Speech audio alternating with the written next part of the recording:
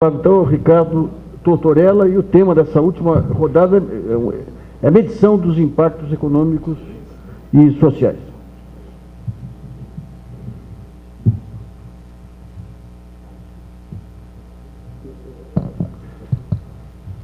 Boa tarde a todos aí, obrigado Nassif aí, mais uma oportunidade da gente conversar um pouco. Cipolla, Fiesp, nosso grande parceiro nessa empreitada aí de 3 anos atrás para cá, de várias batalhas, pessoal todo aqui, muito obrigado pela presença aí e agradeço aí, Dinheiro Vivo, por estar promovendo mais uma etapa concreta desse debate e ainda mais numa semana toda especial, uma semana que a gente começa de fato sair da teoria e ir para a prática e começa a testar algumas coisas nesse sentido aí. A medir um pouco e falar um pouco desses impactos, resultados, possibilidades, eu pretendo falar rápido aqui e a gente conversar um pouco sobre várias linhas que a gente possa lançar. Primeira coisa é isso aí, já foi falado aqui o dia inteiro e pego da palestra do Silvério Crestano aqui, nós do SEBRAE já apresentamos um pouco o que é a lei geral, já debatemos o estágio, a necessidade de regulamentação. No Estado, o secretário Fife acaba de expor o ponto de situação, é uma necessidade, temos prazo até dezembro e nós do SEBRAE, ao longo de todo o primeiro semestre, fizemos também digamos assim, uma motivação para que os prefeitos possam e devam implementar essas leis no menor espaço de tempo possível ao longo desse segundo semestre. Já o fez, faltam 644, esperamos que os façam e estaremos juntos para que o façam da melhor forma possível ao longo desse semestre. Os números da micro e pequena empresa foram falados aqui. Eu começo um pouquinho em cima disso, que é isso que acho que a gente tem como melhor expectativa nesse momento que se torna uma prática. Quer dizer, oficialmente a gente tem aqui no Estado de São Paulo 1,5 milhões de microempresa e empresa de pequeno porte. Para cada uma dessas que são formais, nós temos pelo menos 2 informais. São, portanto, mais 3 milhões de microempresas e empresas de pequeno porte no mercado informal. Além disso, nós temos mais ou menos hoje na rua, anualmente, 600 mil pessoas que procuram nossas instituições, o SEBRAE e outras tantas, a Junta Comercial, que estão exatamente nesse momento ou abrindo uma empresa ou procurando um ponto para alocar, são candidatos a empreender de fato, que anualmente desses 150 mil tornam-se efetivos. Quer dizer, 150 mil virarão e vão abrir negócio por ano. Isso dá um universo de mais de 5,1, 5,2 milhões de empreendimentos no estado de São Paulo. É isso que a gente tem hoje. E isso é importante sob 2 aspectos daí, de tirar um pouco da fotografia do que a gente já fez. É a necessidade de formalização, sim. Claro que quando a gente entra nesse universo de 3 milhões de informais, tem de vários tipos e por várias razões. E claro que quando a gente fala necessidade de formalização, não é apenas o registro, tirar a inscrição municipal, a inscrição estadual ou o CNPJ. É mais que isso, quer dizer, as relações de informalidade vão além disso, vão para o emprego, as relações de informalidade vão no comprar sem nota, no vender sem nota, tá certo? São relações econômicas e lastros que, fruto de tudo que aconteceu dos últimos 50 anos que a gente vem tocando isso, são fatos consumados e essa é a nossa realidade. Essa é a nossa realidade que precisamos e podemos mudar e que a lei geral pode ser um importante passo nesse sentido e esse ano de 2007 em particular um grande marco da virada dessa folha. E por que isso também? Já que eu falei de 50 anos atrás, vamos falar um pouco nesse sentido. Porque de fato, e aí é muito saudável, quer dizer, é o tal do conceito do empreendedorismo. Mercado formal de emprego, nos últimos 20 anos, de fato, vem mudando ano a ano. E vem mudando com um perfil sobre um enfoque muito interessante. Claro que a globalização, mercado, inserção, competitividade, tudo isso, médias e grandes empresas no passado eram grandes geradoras de emprego e, naturalmente, até por absorver tecnologias, processos produtivos e produtos mais bem focados, consegue se alinhar a isso e tem necessidade cada vez menor, digamos, do emprego tradicional.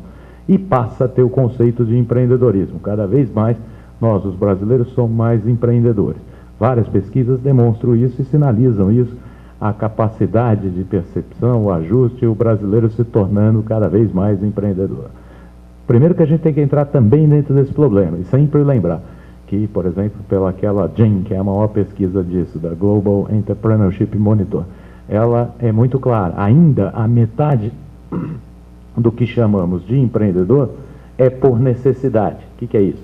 Falta de ausência de emprego tradicional mesmo. Por opção, essas pessoas gostariam de ter um emprego fixo e ser CLT. Como não há este emprego no mercado tradicional, ela acaba, até por necessidade de sobrevivência, empreendendo e abrindo algum negócio sobre algum conceito. E são empregos, obviamente, empreendedores, são negócios com muita fragilidade. Por outro lado, a outra metade, sim, é a metade bastante saudável, que tradicionalmente a gente entende assim, são pessoas que planejam, que enxergam uma oportunidade, os empreendedores por oportunidade. Essa metade, obviamente, a taxa de sucesso, a mortalidade é menor, e assim vai do que aquela primeira metade dentro desses perfis nossos do empreendedor. Fato é, tirando uma fotografia isolada, fruto desses últimos anos, tem sido assim, e essa é a realidade que a gente passa a lidar. E que nos faz crer, mais uma vez, na capacidade de 2007 ser o ano da virada. O ano da virada para uma nova realidade de pequenos negócios, não só pela lei geral, mas sim, porque finalmente entendemos esses conceitos. Mais ou menos conscientemente, fato é, nossos formuladores de política pública nas 3 esferas de governo, com certeza o governo federal começa a trabalhar nesse sentido e finalmente entende a necessidade também de entender desenvolvimento com foco em micro e pequena empresa. Governos estaduais, então aqui no estado de São Paulo, desde o Mário Covas nós temos o tal do Simples Paulista e tantos outros efeitos, não é só em São Paulo, a Bahia, o Paraná, o Ceará, o Pará tem feito nesse sentido, bastante, não para de fazer.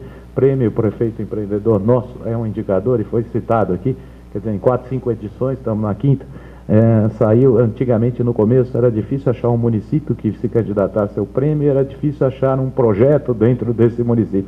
Hoje é muito fácil, praticamente todos os municípios têm, se candidatam, quer dizer, 300 municípios já o fazem, e é muito comum que vários desses municípios têm muito mais de um projeto lá dentro, e é difícil elencar daquela prefeitura qual seria o projeto, o melhor projeto para se candidatar ao prêmio. Quer dizer, os prefeitos não param de fazer, tem feito, e ótimo que assim seja. Quer dizer, esse é o ambiente que a gente pega para entender essa grande virada. Ao mesmo tempo, se a gente pegar mesmo ainda naqueles que têm oportunidade, e aí aonde o SEBRAE de fato tem a maior preocupação, e a gente sempre pode dizer, porque a nossa maior possibilidade de contribuição, nós atuamos em muitas áreas e podemos contribuir de várias formas. No entanto, com certeza o nosso conhecimento, a capacidade de orientação ainda é o nosso produto carro-chefe. E aí a gente percebe várias coisas dentro de quem procura o SEBRAE e de quem planeja para abrir esse negócio. Mesmo quem planeja, mesmo quem faz por oportunidade, ainda monta negócios com muita impropriedade. Impropriedade por falta e ausência de planejamento, de conhecimento de causa. É comum ainda no perfil do que a gente entende como empreendedor, cidadão que está ali na frente aqui do outro lado da rua, tem um salão de beleza, briga com o dono do salão de beleza, sabe cortar cabelo, é bom nisso, e vai lá, vou montar meu negócio e pega lá o último recursinho que tem, que é próprio, porque obviamente banco não dá, vende o carro, pede para a mãe, para a vizinha, queima a sua poupança e monta lá um salão de beleza novo. Obviamente isso é fragilizado, porque ele sabe cortar cabelo, mas ainda no Brasil é essa a realidade. Ele esquece que tem que saber o que é receita, o que é despesa, o que é lucro, planejamento, concorrência, lugar, mercado e assim vai. E isso, essa percepção, nós ainda somos imaturos nesse sentido e leva à realidade que enfrentamos. Qual é essa realidade? Mortalidade alta no Brasil, ainda, em 3 anos de cada...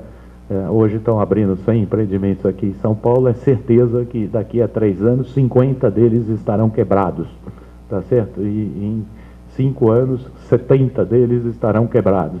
É uma coisa assim, dada essas fragilidades e por várias vezes por desconhecimento de causa, despreparo, desorientação, problema de gestão e às vezes, inclusive, ao longo dessa rotina, claro que as variáveis que levam a quebrar o negócio são maiores que isso. São fatores, inclusive, alheios à vontade do negócio próprio. Quer dizer, o cara pega um juros hoje e amanhã, por alguma razão, ou um câmbio hoje, e por alguma razão o câmbio salta de 2.0 para 2.7, ele está atrelado a uma dívida que ele não se preparou e não vai ter negócio que dê conta de uma desvalorização desse porte se ele fizer uma dívida cambial. E assim vai. Quer dizer, são razões do próprio negócio, do conhecimento, do despreparo, e que a gente tem. Dentro desse panorama, o que a gente tem, o que a gente pode esperar um pouquinho, e o que a gente é bastante otimista e tem sido. Primeiro, os números que o Silvério já apresentou, e eu vou dar ênfase aqui.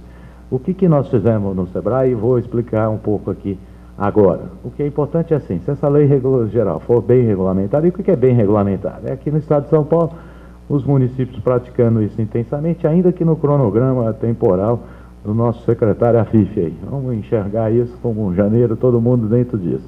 Nós fizemos um exercício dizendo como é que vai ser daqui 5 anos, em 2012, pós essa implementação plena, e vamos estudar esse assunto. Nós temos um observatório, um centro de pesquisas grande, e lá fizemos vários cenários e várias simulações. A conclusão é mais ou menos a seguinte: dentro dos números que eu já mencionei aqui, hoje nós teremos, no cenário mais conservador possível, pelo menos mais 600 mil empresas, cada uma gerando 3 empregos, que dá 1,8 milhões novos postos de trabalho. E aí vou frisar, novos postos de trabalho, porque é fruto de 2 variáveis, quer dizer, da incorporação do informal, que vem para a formalidade, que se anima para regulamentar, e da incentivo aos novos negócios que vai existir de fato. E aquele que está como CLT, cada vez mais também se anime a ser um empreendedor, e chegou a sua vez, e chegou a sua hora, e que se ele anime a montar o seu negócio agora.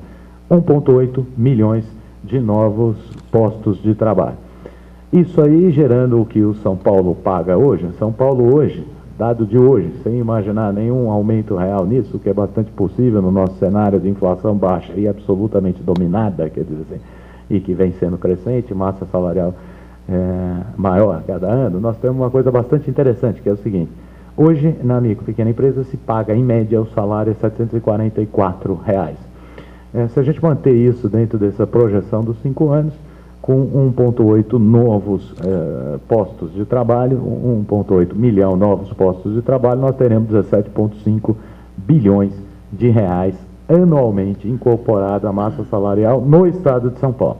Só para lembrar, 17 bilhões é que o PAC prevê de investimentos de Brasil para 2007, por exemplo. É um número de gente grande, tá certo? Quer dizer, é um número grande, um número capaz de transformar a nossa sociedade, e eu posso insistir nisso. Isto é o nosso cenário conservador. Esses são os dados e essas são as possibilidades. O que muda dentro desse retrato? O que muda desse retrato? É claro que a gente, quando entra e abre esse universo informal, ele, com certeza, tem pelo menos 3 tipos de ambiência. Primeiro degrau dessa escada é aquele negócio, é informal. Aliás, antes disso, tem um 4º degrau que eu nem ouso falar, que é o ilegal. Os piratas, os não sei o que, esquece isso aí. Vamos para o informal absolutamente legal. É aquele informal que seria o primeiro degrau dessa escada. E o que é esse informal? É aquele que está numa subsistência aí de fato, e que na verdade é o seguinte, será sempre ilegal. Informal. Ele só se justifica e só tem competitividade por ser informal. O 3º degrau, que é o mais avançado, é de fato o que a gente sente até o mais crescente nesse grupo, que é o da ponta. São os que nos procuram, são aqueles que desejam ter, de fato, um conceito que é o cidadania empresarial. É aqueles, de fato, empreendedor que já está no mercado lutando, brigando, mas que ainda, por alguma das 3 razões principais, que é burocracia, carga tributária ou outros, tá certo? E aí onde outras entram um leque grande, por uma dessas 3 razões ele ainda não se tornou formal, mas ele deseja, quer ser, está doido para ser, ele não aguenta mais fiscal batendo na porta, ele gostaria de ter uma logomarca, um cartaz de visita lá na empresa dele, ele gostaria de visitar bancos e ter acesso ao gerente do banco com cidadania, oferecer um cartão de visita legal, credenciado. Não o faz porque está nesse limite que, de fato, essas ambiências a gente ainda não criou a solução para ele dar o passo concreto. Desse 3º nível é que a gente está trazendo efetivamente com a lei geral parcela dele para dentro desta formalidade. E esses nossos exercícios simulam isso. E o que quer dizer isto na realidade prática? O que quer dizer isso? E aí, sobre várias variáveis, além dos números que a gente está dando, quer dizer, 17 bilhões a mais por ano aqui no estado de São Paulo, nós podemos ir muito além disso. Quer dizer, isso aqui é uma efetiva considerar que a micro pequena empresa é, de fato, aquela mais próxima do cidadão e do cidadão que a gente tem hoje com a maior necessidade. Quer dizer, aqueles cidadãos que hoje, quer dizer, para se exercer cidadania, de fato, a micro pequena empresa é ainda, desde o botequim da conversa de Corinthians ganhou ou perdeu do Palmeiras no fim de semana, que começa lá, a quitanda, etc., da ambiência, isso se aplica também para a micro pequena empresa como fomento, não só de primeiro emprego, mas de exercício de cidadania, de fato, ela está muito próxima. Cada vez que isso cresce, que você formaliza isso, essas condições, hoje ela já gera, e já pode gerar 3 empregos em média aqui no estado de São Paulo, nós temos isso absolutamente crescente. Sobre esse aspecto a gente não tem dúvida, quer dizer, quer concluir mais ou menos pelo seguinte: a micro pequena empresa é de fato o melhor investimento para o governo fazer com menor real de governos aplicando, seja eles municipais, estadual ou federal, para ter o maior retorno de inserção social e ao mesmo tempo de distribuição de renda. Quer dizer, nós temos que entender qualquer política, e sem dúvida, um dos maiores problemas do Brasil hoje, fala muito emprego, e mas talvez acima deste é a distribuição de renda. Nós continuamos absolutamente concentrados, temos renda concentrada e precisamos de fato fazer políticas que vislumbrem, que foquem, que tenham clareza da necessidade dessa verdadeira inserção. E é assim que a gente insere, e é assim que a gente otimiza dos nossos formuladores, das nossas deficiências, das nossas necessidades, que cada R$1 gasto possa multiplicar e antecipar. O caminho de micro pequena empresa é muito fácil. A página que a lei geral vira e auxilia a virar é bastante fácil porque quebra tudo isso que nós vimos aqui ao longo do dia hoje. Quebra o paradigma de menos burocracia, ainda que não de forma definitiva, que tenhamos alguma coisa e que não passamos a régua nisso efetivamente, mas partimos para um sistema tributário muito mais justo, e aí é discutível, porque aquele conceito também muito se discute e se discutiu aqui hoje. O simples, aquilo que é simples, nem sempre é o mais justo sobre o aspecto social e econômico da micro pequena empresa. Então, nós temos que entender, o simples seria falar assim, para todo mundo, a alíquota única desse universo até 2,4 milhões vai pagar só 5%. Isso é simples, é fácil, só que não seria justo. Não seria justo com o comércio, com a indústria, com o serviço, não seria justo com o de 100 mil versus o de 1 milhão. Eles não são iguais. Então, o que é... Quanto mais simples fica, menos justo é sobre o aspecto fiscal e de justiça social. O que nós temos aí, esse conjunto de tabela, por mais que alguns entendam como complexos, nós temos que olhar quanto mais complexo sobre esse aspecto, mais justo tende a ser. E só assim para você criar esse tripé. E do outro lado, quero deixar claro aqui a nossa convivência com isso suficiente para ter a seguinte conclusão. Prestem atenção. Se houver algo complexo, e o que houver de algo complexo nesse novo sistema, no Super Simples, tudo o que tem de complexo, a cruz cabe a quem tem competência e peso e força para carregá-la. Sobre o aspecto do empreendedor, não tem absolutamente mais simples do que isso. Ele paga uma única vez por mês, por uma única alíquota, de uma única forma, está tudo pago e está tudo quitado nas 3 esferas de governo. Isto é o facilitador. A parte que pode ser taxada como complexa, de fato cabe às administrações, a sistemas, à tecnologia. Então, nós temos aí hoje, por exemplo, há 2 meses atrás eu estava fazendo meu imposto de renda. Eu não entendo nada, odeio isso e não entendo nada nem de direito tributário, nem de contabilidade, mas de fato eu fiz e fiquei muito feliz que eu fiz eu mesmo. Digita aqui quanto ganhou, saiu lá, traz um DARF, paga o DARF e fim de papo. Me senti muito competente ao fazê-lo e acho que essa é a lógica do negócio, por mais que a gente desconheça. Ninguém sabe que por trás, digite aqui quanto ganhou do ano e sai o DARF do outro lado para pagar. Provavelmente nós temos uma legislação do imposto de renda da pessoa física com 40, 50 mil artigos e 70 mil parágrafos por trás disso, que dá uma pilha de lei desse tamanho aqui, de folha aqui assim, para falar de imposto de renda. Ninguém precisa conhecer aqui, graças a Deus, tá certo? Tem um software aí que faz isso. Se a gente der essa mesma facilidade, e é essa promessa, o SEPRO já desenvolveu e está pronto isso, de fato, toda essa complexidade da lei, com o tempo e com o digerir do tempo, isso fica no para trás, naquilo que a gente não precisa conhecer. Claro que nesse momento tem angústia, é natural que assim seja, e queremos que assim seja, que as pessoas que possam conhecer, os contadores, etc., conheçam isso para poder debater, para entender o que está acontecendo e que o empreendedor exerça a opção da melhor forma possível. Agora, fato concreto é, isto vai ficar na memória, assim como ficou a legislação do IRPF. Fica para quem entende, fica para quem tem que debater. Nós, como sociedade, não temos o que fazer. Se tiver aqui, preenche quanto você arrecadou no mês. Seja dono de cabeleireiro, seja dono de comércio disso, da microindústria assim, da nanotecnologia assado, ou do prestador de serviço de pequeno porte, quanto você vendeu, pronto, sai um DARF lá e paga tudo. É isso que desejamos. Por trás disso, o que for a legislação toda, cabe e compete a uma pequena parte da nossa sociedade que vai ter que acompanhar isso sempre. São técnicos, serão competentes para fazer isso como sempre. E não devemos confundir esse debate, que hoje a gente se confunde, é natural que se confunda pelo momento de transição que a gente está vivendo. Por fim, queria falar tinha uma coisa aqui que eu fiz uma menção, aquela Global Entrepreneurship Monitor, e valorizar o seguinte que a lei geral faz. Eu acho que é o mais importante, que a gente talvez não tenha dado tanta ênfase, pelo menos aqui no dia de hoje, abriu falando nisso. Quero, pelo menos na minha fala aqui, deixar esse registro da importância disso.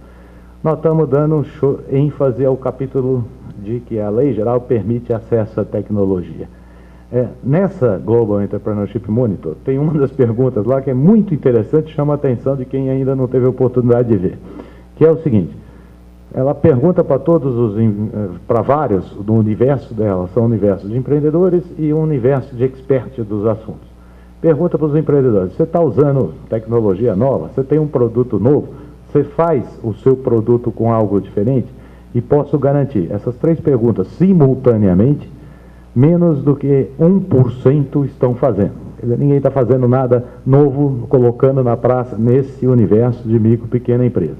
E isso, obviamente, aí ela vem, estuda e vem a opinião dos especialistas, que obviamente conclui pelo seguinte: se você não tem um produto novo, você tem concorrência alta, você não está inovando nada. Se você tem uma coisa que todo mundo tem, a briga de mercado é grande. E, portanto, a sua fragilidade como negócio é cada vez maior dentro desse universo da mesmice. É isso que a Jane conclui. E, obviamente, ela está com, pelo menos, uma boa parcela de razão dessa amostra. Nós precisamos quebrar esse paradigma. Quer dizer, a micro e pequena empresa hoje, a realidade está muito longe de acesso a essa tecnologia. E tecnologia é a coisa mais simples do mundo para a micro e pequena empresa, porque ela não sabe nada. E o que é isso? A tecnologia se aplica a produto, melhorar esse produto, ter um produto melhor, mais bem feito, e a processos. Processos, inclusive, da forma de fazer o produto. Coisa mais simples do mundo, se a esteira que roda uma fábrica que vai montar alguma maquininha, corre para a esquerda, eventualmente alguém vai e fala, corra para a direita, que é melhor. Se essa lâmpada desse salão aqui, ao invés de ser redonda, fosse comprida e fora de não sei o que, teria com metade dessas lâmpadas uma iluminação mais clara e mais econômica. Isto é tecnologia, e é tão simples quanto isso. Vem um consultor aqui e falar, essas lâmpadas aqui poderiam ser otimizadas. É um início de tecnologia que a micro e pequena empresa ainda não tem acesso, e obviamente precisamos tê-los. Precisamos ter competitividade, precisamos exportar mais, ninguém pode falar em exportar mais. Pouco adianta a gente falar das formas, que tira imposto, que organiza a sociedade da micro e pequena empresa para exportação, que põe em consórcio, que são avanços modernos e que pode virar a página, se primeiro a gente não puser o beabá dentro da micro e pequena empresa. Esse beabá nós precisamos, esse beabá nós estamos virando essa página, esse beabá nós precisamos praticar. Porque nós podemos chegar do beabá aí do A, B, C, chegar efetivamente no Z em poucos anos com a boa regulamentação da lei. É nisso que a gente acredita, é nisso que a gente trabalha e é nisso que a gente conta com a expertise de cada um de vocês, das instituições que representam, para de fato, através da micro e pequena empresa, não perdermos a oportunidade de transformarmos a nossa sociedade. Obrigado.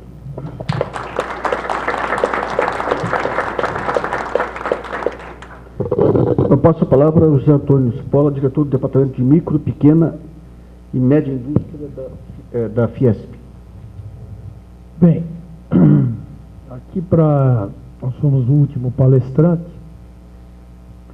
O tema realmente é palpitante. Vocês veem que de manhã já foram vários debates, nós estamos aprofundando agora à tarde, mas nós gostaríamos de trazer inicialmente o nosso cumprimento da casa ao Luiz Nassif pela iniciativa, ao Tortorella, que já é nosso amigo, superintendente do SEBRAE, no qual estivemos juntos praticamente quase 2 anos, né, nessa batalha que nos levou a essa nova lei.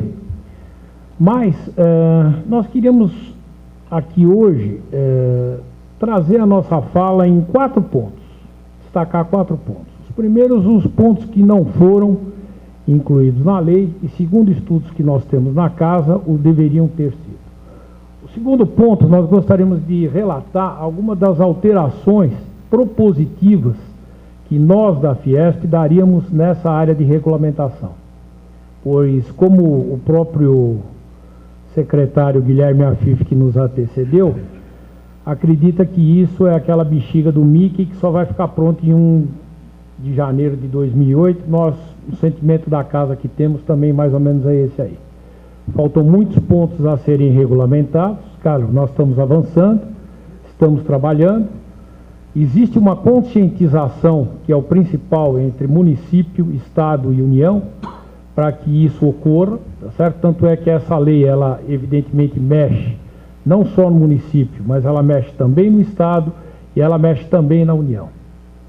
Falar-se, obviamente, em carga tributária seria chover no molhado. Todos nós sabemos que a nossa carga tributária é estratosférica, que o nosso juro talvez é o maior do mundo, se não for o maior do mundo, e que agora está sendo substituído, né, não é mais juro, porque nós estamos vendo que a taxa Selic cai, nós estamos vendo que a TJLP cai, mas que os juros dos bancos não caem, porque a figura foi substituída agora de juro por spread. Então, quer dizer, o mecanismo financeiro, ele tem um poder de manipular as coisas, de dizer o seguinte: bom, agora os juros estão caindo, mas o spread não cai. Nobis fora é o seguinte: nós estamos pagando mais do que devíamos pagar. Estamos continuando nessa esfera e estamos brigando, temos diversas ações dentro da casa com relação a crédito, que é um dos pontos principais, evidentemente, para o microempresário e para o pequeno empresário, para poder hoje, na realidade, girar seus negócios.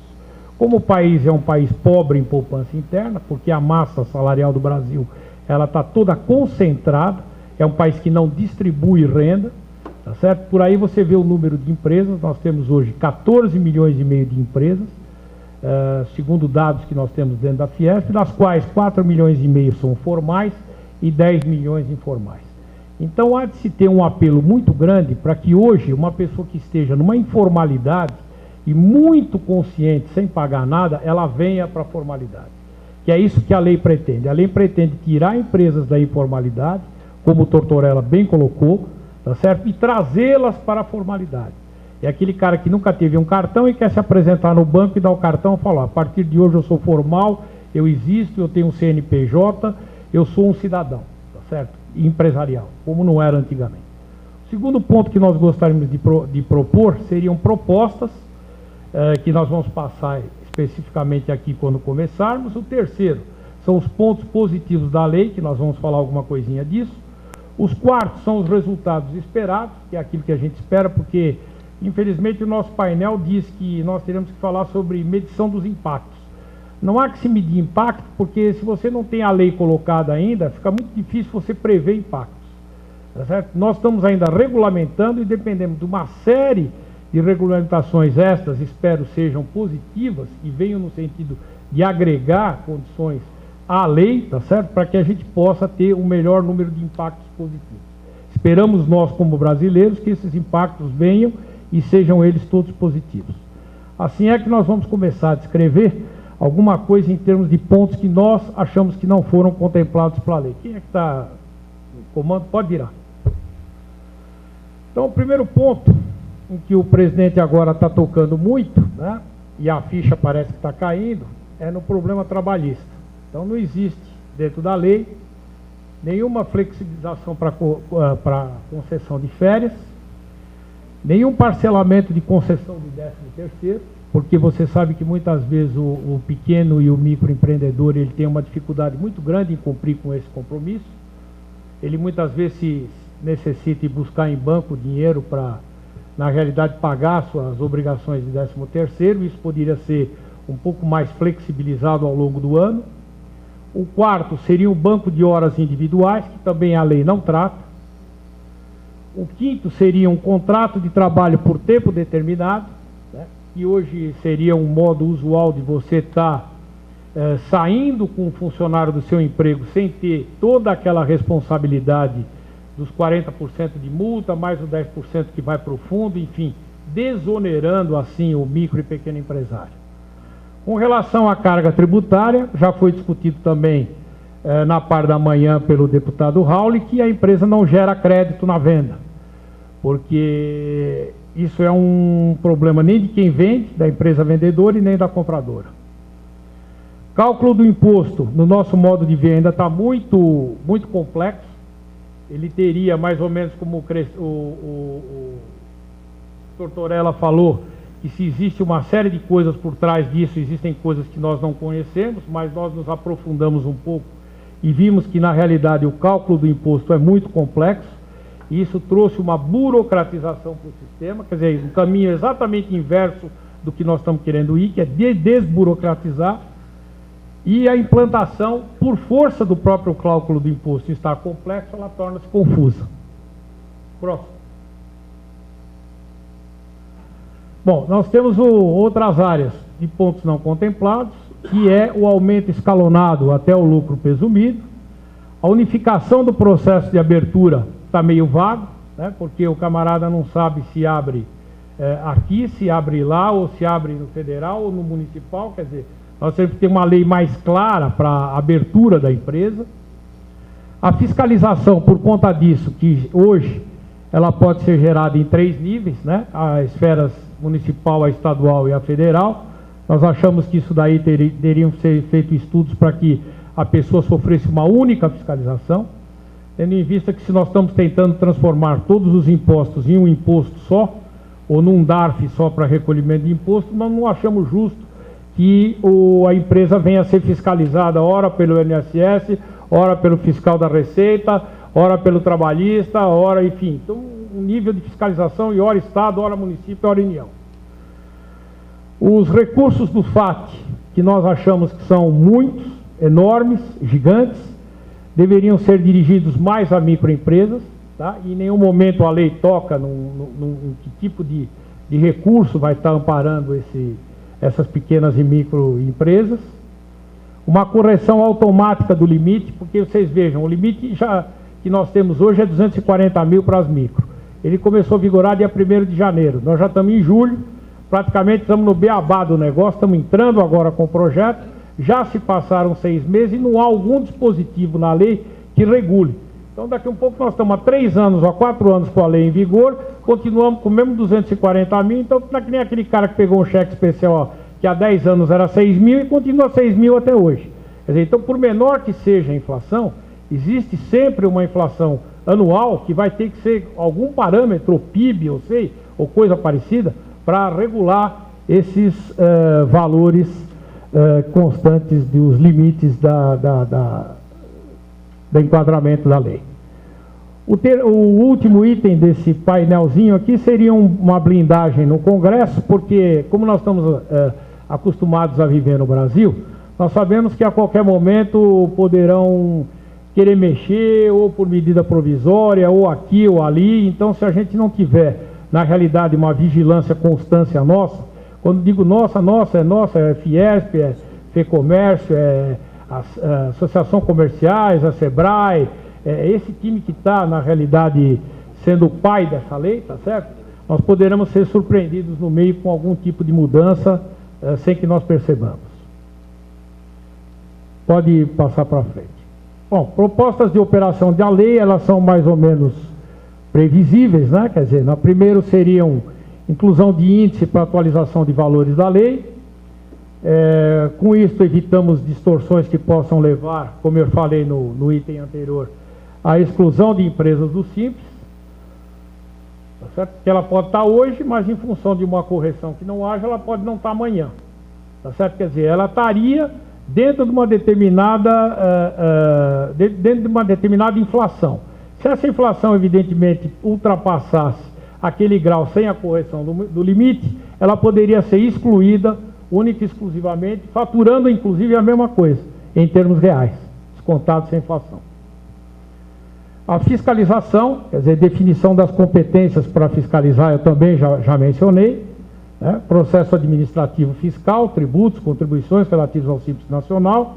Isso seria para centralizar em um único órgão, a fim de evitar a duplicidade de fiscalização. Vamos para o próximo. Mais alterações a serem propostas ou promovidas por lei ordinária. Imposto de renda. Isenção da incidência do imposto de renda aos valores efetivamente pagos ou distribuídos ao titular ou sócios da micro e pequenas empresas, optantes pelo Simples. Justificativa, obediência ao princípio da isonomia no lucro real e no lucro presumido, como é feito hoje. Não está previsto também. É uma proposta de alteração que nós estamos trazendo e submetendo aqui para o debate.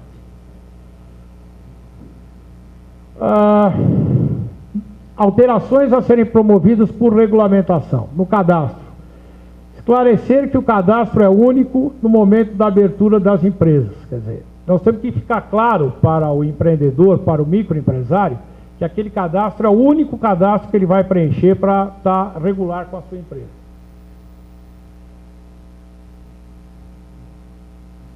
Parcelamento. Como Marco Reis falou, nós temos hoje muitas empresas que não estão, na realidade, com condições de adentrar a lei geral, porque elas são empresas devedoras. Tá? Então, me parece que esse prazo de 20 dias que foi dado, ou de 25 dias, que seria 30 de julho, ele é um prazo muito pequeno para que as empresas possam, na realidade, ir fazer a sua lição de casa ou procurar o seu órgão a quem devem, propor um parcelamento. Me parecia, ou seria para nós da casa mais razoável, que essas empresas todas entrassem do jeito que estão, mesmo com os próprios débitos, e teriam um prazo de 6 meses a se regularizar, sob pena de serem excluídas automaticamente do sistema.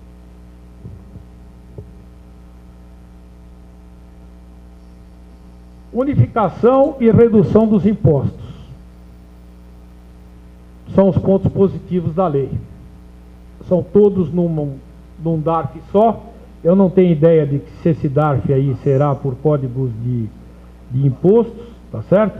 Ou de impostos, ou se será um valor único. Me parece que pode até ser um valor único, mas se for um valor único, seria um complicativo, porque como esses impostos pertencem a esferas diferentes, eu não sei como é que você poderia, dentro de um próprio DARF, estar sabendo o que disso, a parte disso é uma, ou é outra, ou é outra, entendeu? Então, no final, por favor, eu vou recorrer para que você explique. A não inclusão do exportado no limite do Simples, tá certo? Ele não inclui para imposto, mas na realidade ele inclui para faturamento. Se você tiver, por exemplo, uma empresa de 240 mil que ela exporta a 100, ela só poderá vender no mercado interno 140, apesar dela estar livre desses outros 100. Me parece muito mais, sei lá, razoável que se mantivesse, já que para efeitos de tributo ela não estaria nesse valor, e a empresa teria até os 240 para recolher, que ela fosse até 240 e excluído o próprio limite do faturamento. Tudo que é exportado não entraria para termos de faturamento. Seria o ideal. Não sei se é possível. Sincronização de cadastros é outro ponto positivo com relação à desburocratização.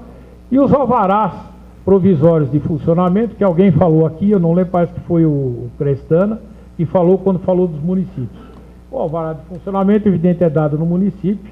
Tem outros alvarás que, quando passam por meio ambiental, são dados pela CETESB, mas eu acho que isso é um dos pontos positivos da lei. Quer dizer, você pode começar já a funcionar com o alvará de funcionamento provisório. Com relação a crédito, nós, inclusive, já propomos, o nosso presidente teve a oportunidade de entregar outro dia para o ministro Miguel Jorge, do Ministério da Indústria e Comércio, a criação do cadastro positivo, que eu acho que é uma coisa muito séria e muito boa, e que elimina muito os prazos de concessão de crédito. Quer dizer, você já fazendo parte de um cadastro daquelas pessoas que são pessoas de bem, que são pessoas que pagam, que são pessoas ativas, isso traz para o banco, Nassif, uma agilidade muito grande na concessão do crédito, tá certo? E o microempresário e o pequeno empresário é aquele cara que precisa do crédito para ontem, e diferentemente de um grande empresário que tem outros locais aqui recorrendo. Próximo.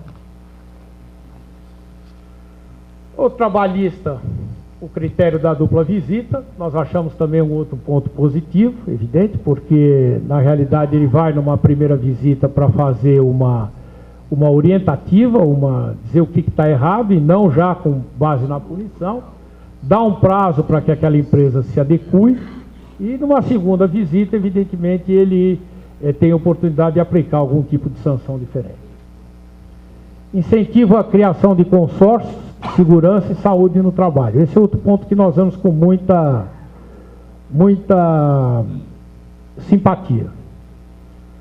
Em relação à exportação, é que eles vão poder ter acesso a novos mercados, através de consórcios, que nós já foi debatido também hoje por alguma pessoa que me antecedeu essa área de consórcio. Com relação às outras áreas, acesso à inovação tecnológica, que alguém aqui perguntou, quando estava se falando de cota racial, etc. e tal, se evidentemente as empresas que atuavam no setor de inovação tecnológica iam poder participar, e está assegurado o direito. Parcelamento em 120 meses dos débitos com redução das multas, tá certo? Que é outra boa, excelente situação para quem é devedor.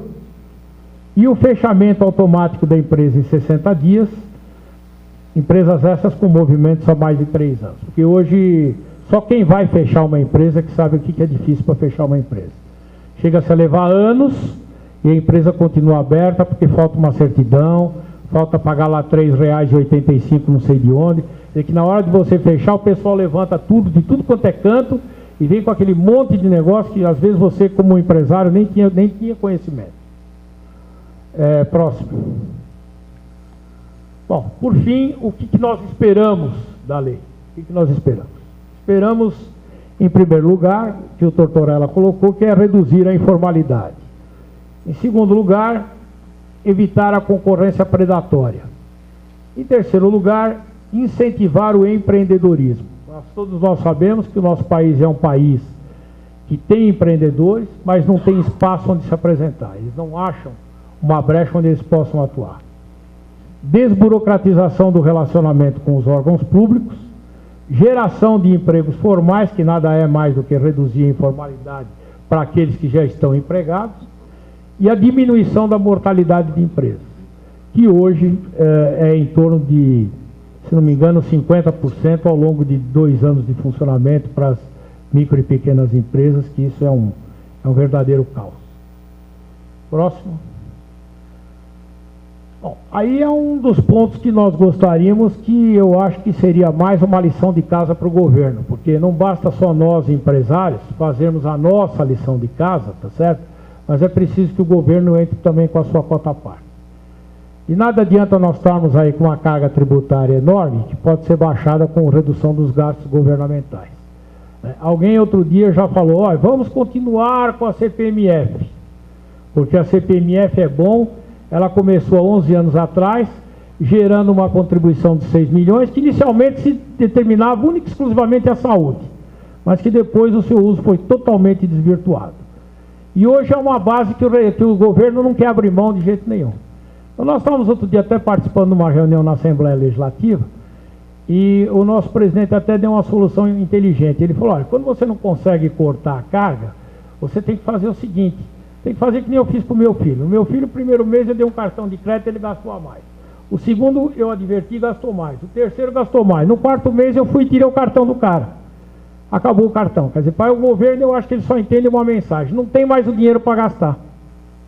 Então, nós temos que economizar e temos que buscar essa economia em algum lugar. Reformulação da legislação trabalhista, que agora eu acho que o presidente, pela primeira vez, ele começou a tocar no assunto, eu acho até insistentemente, eu acho que até é louvável, porque eu nunca tinha visto antes alguém tocar que há necessidade de se fazer uma reforma trabalhista. muitas vezes para o bem do próprio funcionário, do próprio trabalhador, porque esse trabalhador poderia ganhar muito mais se houvesse uma reforma consciente e positiva. Abertura dos mercados, facilitação de acesso ao crédito, que é o que nós na casa já estamos fazendo, né? Vocês, no caso do Tortorella que acompanhou, nós temos lá uma sala de crédito onde nós atendemos e estamos conseguindo descontar para o pequeno e micro industrial as faturas de serviço, as duplicatas, com média de 20% a 30% de juro menor do que o vem sendo praticado no mercado financeiro. Não, nós temos na federação, nós temos uma sala que chama-se sala de crédito. Essa sala de crédito foi aberta por ordem do presidente para que nós buscássemos um agente facilitador para a troca de duplicatas dos próprios filiados da Fiesp e dos sindicatos, nos valores menores dos que praticados no mercado. Claro que é analisado o risco do cara, é rating, é um monte de coisa. Mas nós estamos conseguindo trocar lá a duplicata com 20% a 30% do valor menor do que praticado no mercado. Tá certo? Para o mesmo tipo de empresa, micro e pequeno empresário. E o Flávio me deu um dado outro dia, o Flávio é nosso apoio também, que trabalha junto com a gente, que dessa sala de crédito, de 100 empresários que entraram, 73 tiveram seus pleitos atendidos. Que para nós foi um conceito de vitória muito grande. Por fim, seria o que tudo aquilo lá de cima faz, que é reduzir, evidentemente, o custo Brasil. Quer dizer, vocês vejam que o assunto é complexo, cada um tem que fazer a sua parte, eu acho que engajados nós estamos, no mesmo sistema nós estamos, existe aí a colaboração de parte a parte, existe uma doação por parte das empresas, ou federações, ou Sebrais, que estamos todos irmanados, buscando uma solução, e eu acho que daí é o importante. Problemas existirão, né? E o que seriam de nós se não existissem os problemas? Eu acho que a nossa consciência é de resolvê-los, tá certo? Enquanto participamos desses projetos. E o meu agradecimento a todos que até esse momento esperaram, tá certo? Esperando rever em mais algumas oportunidades aí para estarmos debatendo esse assunto que é tão, na realidade, palpitante. Agradeço a você, Nassif, agradeço ao Tortorella, a todo o pessoal do Sebrae, a plateia e os meus amigos, e muito obrigado.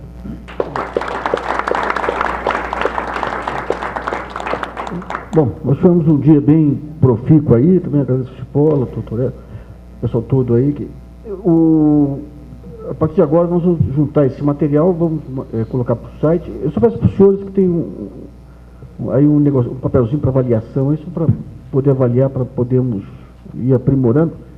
E só lembrar que essa lei geral foi pela primeira vez, acho que desde que eu me conheço por jornalista econômico, deu para ver um trabalho articulado e persistente do setor real da economia, que é algo muito difícil de articular propostas conjuntas assim, conseguindo dobrar e quebrar um dos maiores tabus aí dessa república maluca que é a nossa aí, que é você conseguir estabelecer uma política racional de redução de tributos para pequenas empresas, que é algo que é óbvio em qualquer país do mundo, né?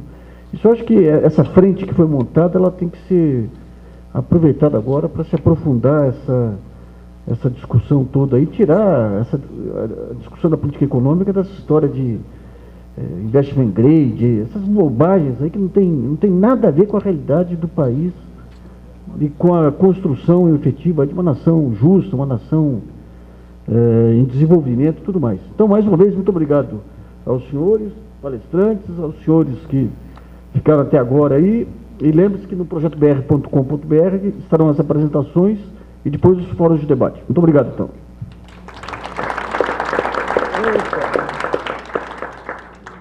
Muito bom.